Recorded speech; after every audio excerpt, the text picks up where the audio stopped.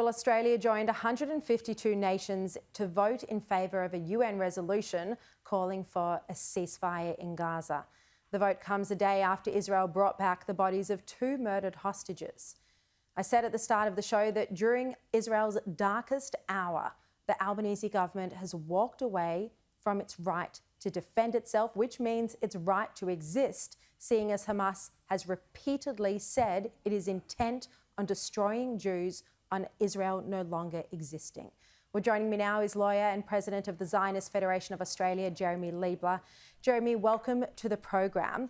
What's your reaction to this move by Penny Wong and Anthony Albanese today, voting with the UN to demand Israel agree to a ceasefire? Thanks, Sharri. Thanks for having me on the show. I woke up this morning to see a statement signed by Australia, Canada and New Zealand, which was pretty good.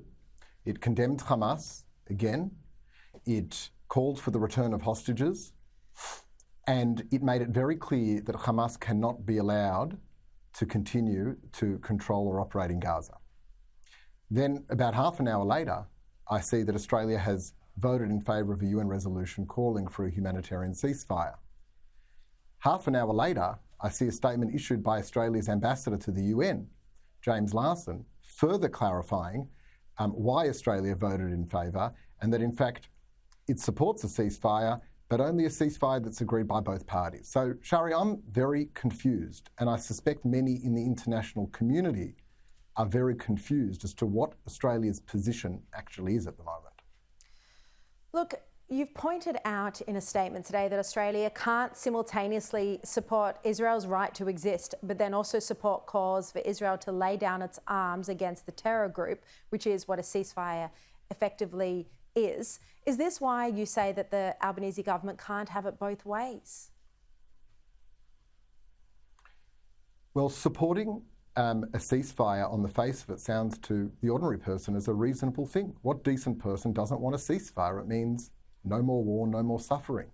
But the reality is, calling for a ceasefire now is a call and an expectation that Israel continue to live with a genocidal terrorist organisation sworn to its destruction that murdered 1,300 of its innocent civilians on the 7th of October, who have sworn to do so again, to live for another day and to repeat this, as well as the rocket fire that people in the south and in the north of Israel have had to live with. It's totally and utterly inconsistent with a position that Israel has the right to defend itself from barbaric terrorism as any other state would be expected to do so. Look, this resolution that Australia agreed to was actually brought forward by the Arab grouping. How hypocritical is this Arab grouping, and what true atrocities is the entire United Nations, particularly the Arab grouping, turning a blind eye to? The hypocrisy is staggering. Unfortunately, that's nothing new for the United Nations. But what's disappointing is that Australia has compromised its position as a respected middle power and to buy into this hypocrisy. This is something that the Greens would do. Where were the Greens? Where were all of these Arab countries when not 5,000, not 10,000, but over 100,000 people have been murdered in Saudi Arabia, in the context of Saudi Arabia and Yemen? Where are they? Where is the international community? We only seem to hear them when it involves Israel or the only Jewish state. Absolutely, that's so right. Look, Penny Wong today said that the human suffering in Gaza is unacceptable. She says this is why Australia took this position. What's your response to her comments? I fully agree that the human suffering that is going on in Gaza is totally unacceptable. It is horrific. And it is entirely on the conscience and the responsibility of Hamas, who started this war on the 7th of October. There was a ceasefire before the 7th of October.